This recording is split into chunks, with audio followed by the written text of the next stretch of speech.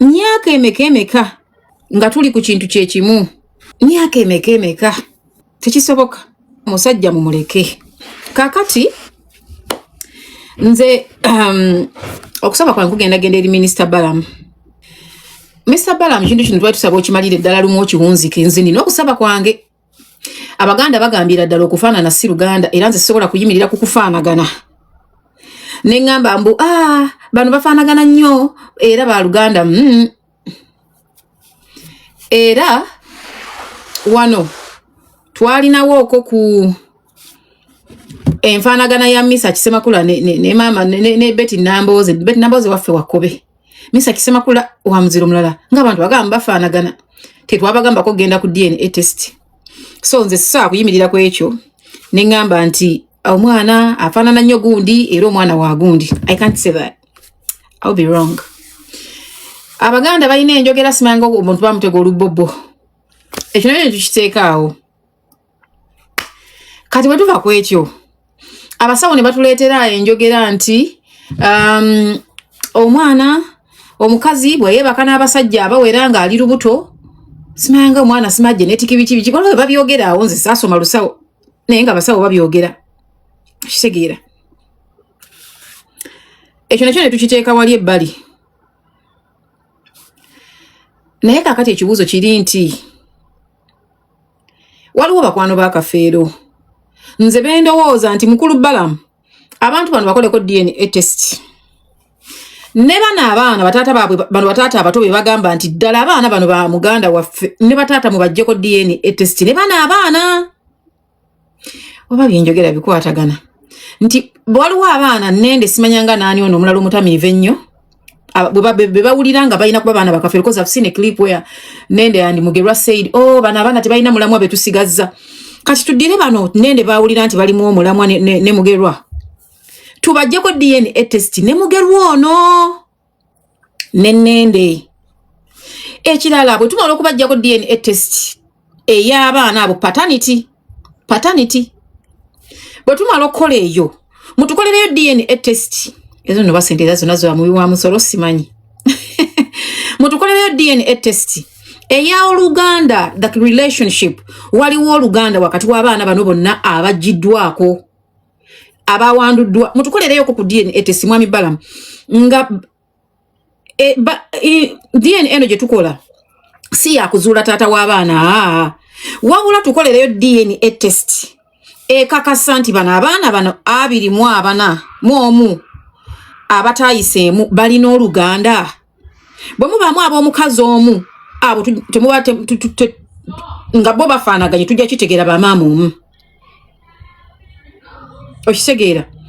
Bwe mubaamu nga temuli bamaama omu naye nga bonna tebalina Luganda then era basiba Akafeero. Kubanga babanga ba Kafeero baba balina okubanga bo ababirimu omu balina ekibagatta nti their blood somewhere. Baina akakwate bwe wasangibwa wakakwate tukole kino bagende ku DNA test ya taata by'Abaganda ba Kafeero basooke bagikole bakakase machinga ne ya Kafeero kubanga nabo tugenda kubeera awo nga nabo si Baganda ba Kafeero kino kintu gye kiraga because I heard of a story obana nganga yegana Kafeero. Those are all the things betaina kubusa maaso kati kuba DNA erabikanga eganyo enemu eganyo solving ekizibu kati tugigaziye bwe babanga tebalina relationship abaana abo bonna aba abirimu omu kubanga bana abana ba confirminze nti balina DNA ebagatta. Kati bana abirimu omu bwe babanga balina enkwatagana yokka biologically then tugende tukebe DNA y'omusajja gwe bayita second angel. Yes, second angel buli agamba nti yali mukwano gwa Kafeero nfanfe ne waba yali wa boda nga gwe batuma okutwala emmere wakanga mumumanyi nga gyali mulamu abo bonna mubaleete tusobola okufuna bataata b'abaana bano kubanga abantu bagambye abamu baba mama baabwe bafa tetubuuze bakazi. Okitegeera. Kati bwe tumala okukwata abaana abo nga tebalina kakwate then tubaleke. Bwe baba nga balina akakwate ng'abaana tukebere Nende ne Mugerwa ne ssenga waabwe oyo osimanyi oyo asinga okwogera ennyo oyo naye tumukebere. Abaana bwe bakwatibwa nga ku bano Mugerwa kuliko gye bagwa nga tubabawa nga tumanya nti ekika kya Kafeero kiweze kuba Nende aba yazaala amuzaala because engeri gye bannyonnyola bano balinga abagamba nti balabanga Kafeero nga yebase ku bakazi bano bo abooluganda balinga abalumiriza nti baaliyo okitegeera baaliyo so tukisimplifying tujjeko nende DNA tujjeko Mugerwa DNA omusajja gwe bayita Angel Sekandi naye bw'omulaba wuyo naye ayimbanga Kafeero tulabe mu bana abayimbi mu bandi eyo gye yakolamuko gye yalimu nga bayimba mulimuko abagendeeka nabo mubakoleko DNA test kuba kati kye tunoonya omanyi abasajja bano bagenda safari abakazi bano bebaka n'abasajja abalala abamusi bonna ni wabeera nga mu period of time eyo gyabadde n'omwami we ne bana balanga tasobola kutugamba ani taata w'omwana okitegeera kati oyo omusajja gwe bayita Angel bamuggyeko DNA mukulu Senkubuge bwe kiba kisoboka naye mumuggyeko DNA leo naye kabamvumenze ku luno ani omulala awo because twagala kumanya bataata b'abaana bano abaana bagende mu bataata baabwe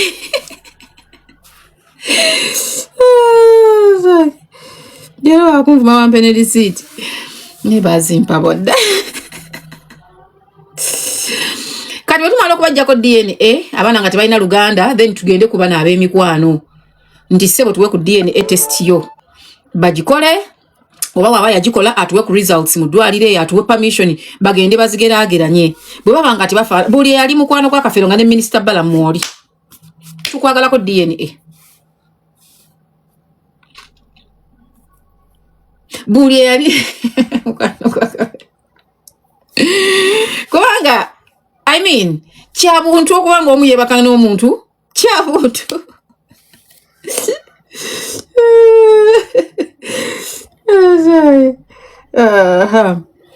so nze bwentyo bwe ndowooza mu nsonga okusookera wano tutandike bwe tutyo okitegeera nze siwakanya byavudde mu DNA omanyi we have a problem Munnayuganda bw'abaayiko ttiimu gy'awagira neetayitamu biba bifu ttiimu gy'awagira bw'eyitamu biba bituufu nze sirina kyempakanya ku DNA test ezo kubanga nze siri muganda wa Kafeero ne bwe nali badde muganda wa Kafeero saaliyo nga yebaka ne bakazi be okitegeera abasajja edda waliwo yagambye lwaki Kafeero teyagoba abaana bano bakugambye nti baaleetanga abaana ne baseka mubuusa amaaso omukazi we gwayita bisirikirwa but she has information okitegeera ate n'abantu abalala balina information waliwo akakiri mu sending agamba bwe baleeta abaana nga baweza abataano like nga akakasa tebajja kusukka so the people really abamanyi omuntu omu n'agamba tekisoboka nga yazaala abasooka kisobokera ddala nga bw'onoolaba omukazi n'azaala omwana asooka n'addamu okunoonya omwana owokubiri n'abula kisobokera ddala n'omusajja okubeera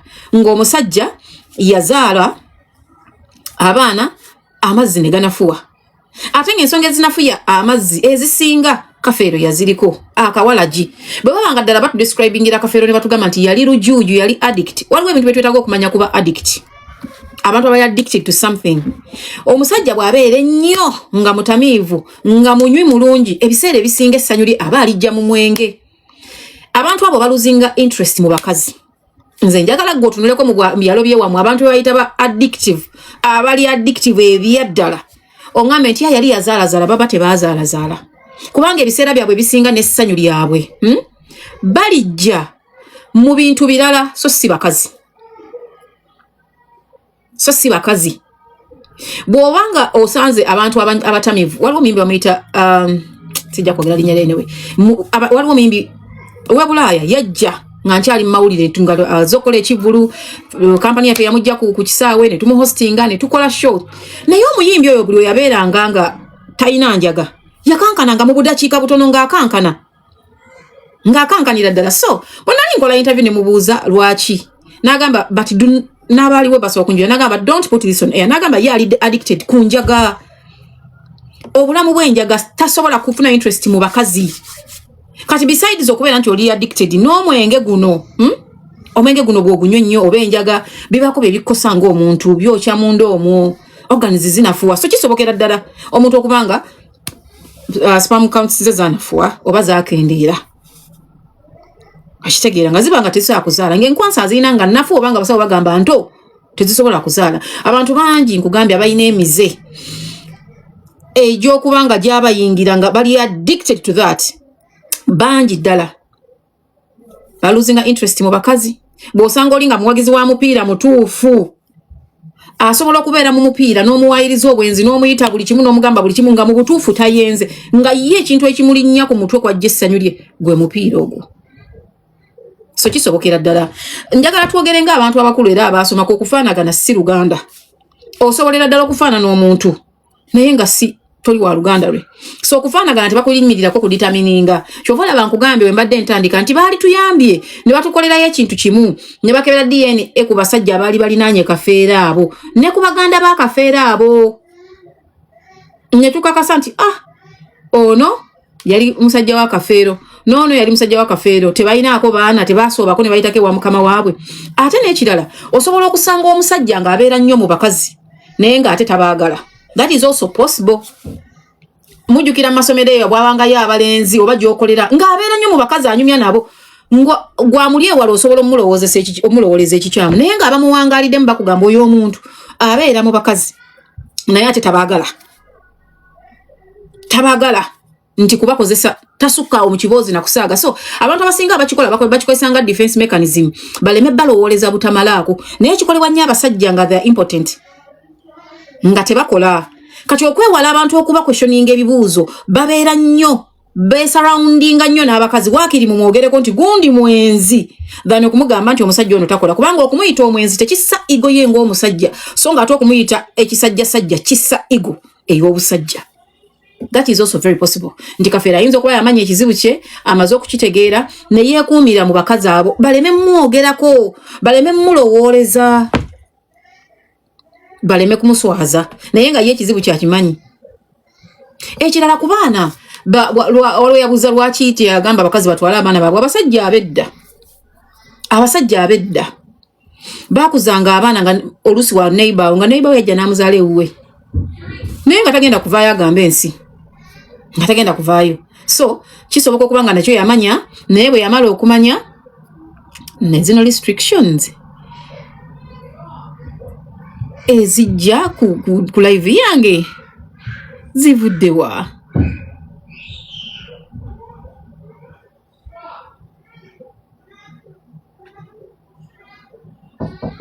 Don't open. Simanyi lwaki live yange li restricted. But anyway, ekirala zinabadde mpuliramuko nkyogere ntya bakyogera batya lwaki Buladina tebamuggyeko DNA.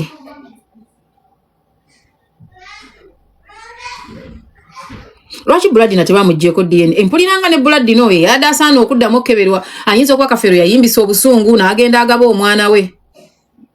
Ne Buladina bali muggyeko DNA. So someone was saying Fifi abakazi nga temwogera ku bya DNA kyo kituufu abakazi twaswadde. Banaye bano abakaaba babadde batya? Kisoboka okubeera nga yakyogera mu busungu Buladina nga naye yali mwana we ne Buladina oba gyali naye baali mukebeddeko Buladina oyo. Kati mpozi n'ekirala abakazi bo twaswadde kwokuswala twaswadde ate kisinga okuluma nti no DNA yabadde public. Fesi z'abaana baziraze abamu basajja na bakazi bakulu bagenda tandika okuzaala abamu bayinza okuba nga bazaalayooko ne ku baana. Mu butuufu olabanga si kyangu gye bali lwakuba gwa kibeere wala oyinza okirabanga ekyangu si kyangu. Muli mulekwa ali kuno ojja kunjulira oyinayo baganda bataatawo bwe wagaana okufuula omusiru abaakukyawa abakuyita ow'empisa embi simply because wagaana abantu abo taking advantage of you. Tusobola okubeera wano ng'abantu abawoza Swazi ayina empisa embi era Swazi biki simply because Swazi yagaana family omulinnyirira. Abantu abo balina enkola bazadde bo bwe bafa bwe papa ne balyoka babafuukira ebizibu abasinga ku ffe baabitukola ne batugabaagabaawo simply because baali baagala okutunda ebintu bya taata waffe ne bagamba gundi yakuzaala nga n'abasajja gye batugaba tetubamanyi. Okitegeera ku lw'okubanga Swazi temumwagala tekimuggyako kuba mwana wa Kafeero bw'abanga Kafeero yaleka agambye mwana we nga n'omusaayi gukibotodde nti mwana we. Bw'abanga Swazi ayina empisa embi nga we mumwogerera bw'abanga Swazi mubi nnyo Swazi mubi naye mubi omwana owa Kafeero. Taina mulamwa ngoli wagame mbwa bana betufinye tebalina mulamwa bebo kafero be yaleka mwe baganda bakafero muino omulamwa guluwa mugutulageeko muina mulamwa akigwe sebo yimirire mu baana babanno bamunno obodde ku baana abatalina kuyinaako musango abatakeerako ku macha ne beereeta nti kakifono yatuzaala otandika okukoza tebalina mulamwa betusigaza tebalina mulamwa ddira bana abalina omulamwa oba adopting kubanga netteeka likikkiriza gwe ba adopting bolabye nga balina omulamwa obayingize mu family kubanga etteeka likukkiriza. But simply because mwabade musaba nnyo mulabe nga Swazi taddanga musi mwana wa mufu akomyewo nga mwana wa mufu kati you have to deal with that fact. Oba Swazi ayina empisa embi oba Swazi mubi nnyonnyo oba Swazi mubbi oba Swazi abadde atya tukkirize nti yoyo omu ku baana kafeero be yaleka. Bino bye mugamba baswazi abamu kuffe twabiyitamu tuli ba victims ebyaddala. Tuli ba victims family zaali zibitukozeeko. Yo kati I'll give an example of myself. Nze nga tomalaga ngamba kintu mutino tutundawo nti nedda muleke ekintu kya taata. Era n'ebimu ku bye beepampalikako okutunda bwe twakola twabizza. Naye era bw'ogenda family genda kugamba asinga olugezigezi ke kaakawala kubanga nze nnyimirira both legal and illegal. To defend chema inchi tata wange yagamba kino tekiva wano. Kitegeera. So kati gwe okuvayo n'ogamba nti ono tetumusiimye era bano tebaliimu mulamwa beba abaana muganda wamwe be yaleka. Kati bano boolabyemu omulamwa nga akasengejja kabasudde ebbali ssemateeka akukkiriza okutwalako abaana. Londamuuko mugerwa. Londamu kubanga naye mugerwa nze bwe nkutundira omulamwa gwo sigulaba 24/7 otunulanga walagi. Kitegeera. So toina right yetuula mu kamera n'ogamba omuntu n'ogamba omwana w'omukazi gwe yeetikka emyezi 9 n'asindika mbu gwe wadde oyise akasengejja kakusooka kututte naye toyina mulamwa. Tayina mulamwa mu bulamu bwani obubwo gwe oba mu bubwe. Bwe baali bakula wabayamba ki bana batalina mulamwa osobola obbafuula nti ba mulamwa. What did you do? Temulina kye mukola ku baana babaganda bamwe nga bafudde. Naye muvaayo okuba wako comment, muvaayo okubagaba mu bika ebirala, muvaayo okugamba ABCD. Bino ebintu by'omusaayi nende ne mugerwa n'omukazi omulala mwabikuliramu nnyo ne mugende wabbalamu. Era ne mukonfaminga nti ddala ebisigalirwa by'omugenzi bijjiddwayo oko bagende bakole DNA. Eyasooka okukolebwa mwagigaana. Ey'okubiri mugiganye, ey'okusatu mugiganye. Bannange mwali mwagala kafeera male bazaala mu bigaane tugambe nti namwe mwaka kasante tazaala kiki?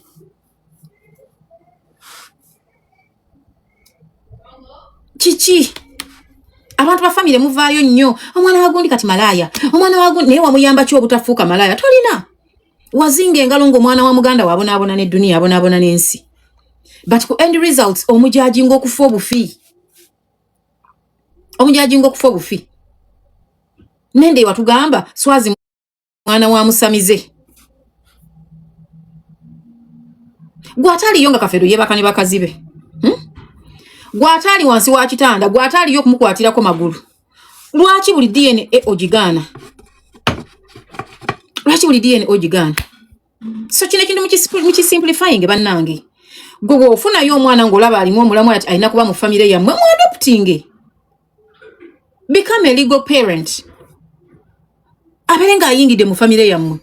Naye tukoye edduka nammwe tubakoye nga bwe twakoye ensonga z'abaana abebibajje.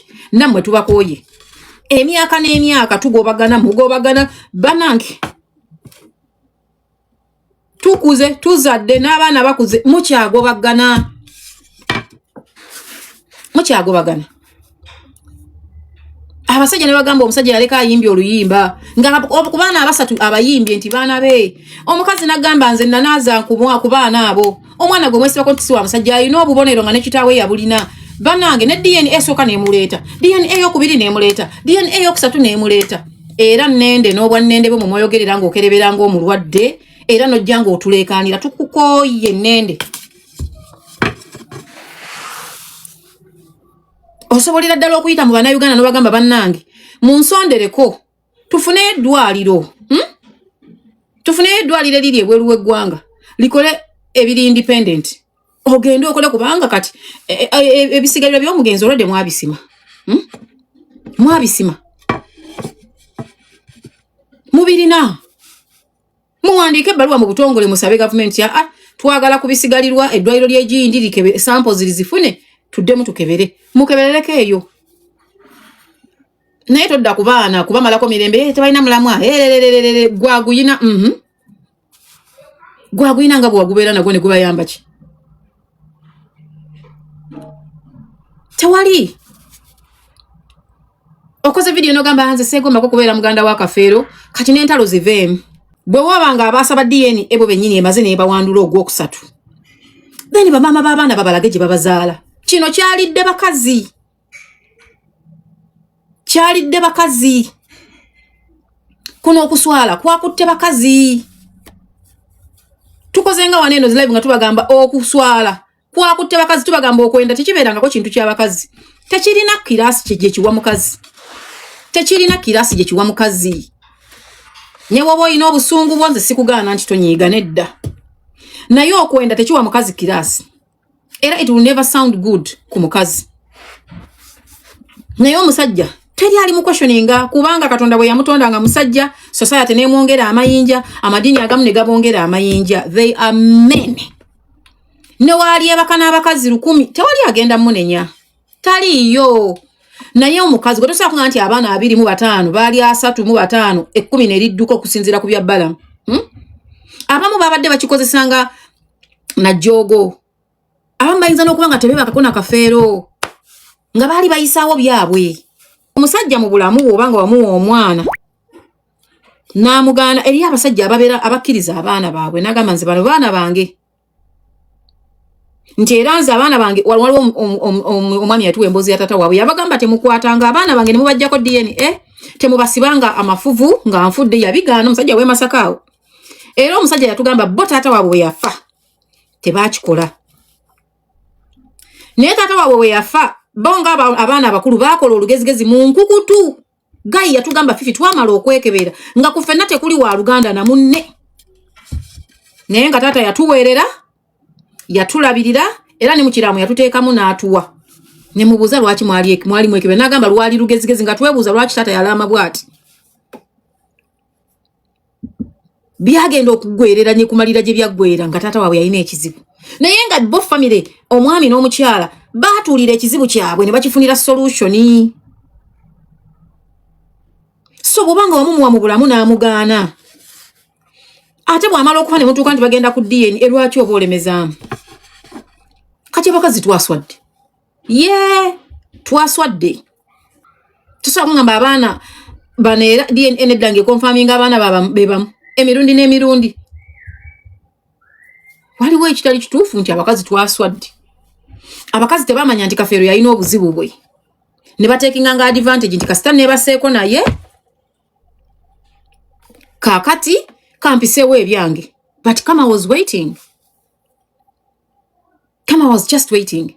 Abakazi chobola teri mukazi ayogera bakubanga DNA yakomyonga abaana ba Kafeero singa buli mukazi avuma basajja singa ffenna tulatuka abalaba naye abasajja muli benzi abasajja temwagala kulabirira abaana bamwe singa bye tulimu ebyo naye bwe kyakomyewo nga kitulya bakyala bannange the silence is too loud mwasirise nnyo mulimba twaswadde singa kibadde kisoboka mwali badde nga tukolayo na apology kitegeera naye I've always told people nti omukazi omulaba nga yasazeewo okukola ekintu ne sitaani akwata peni n'olupapula n'akoppa notes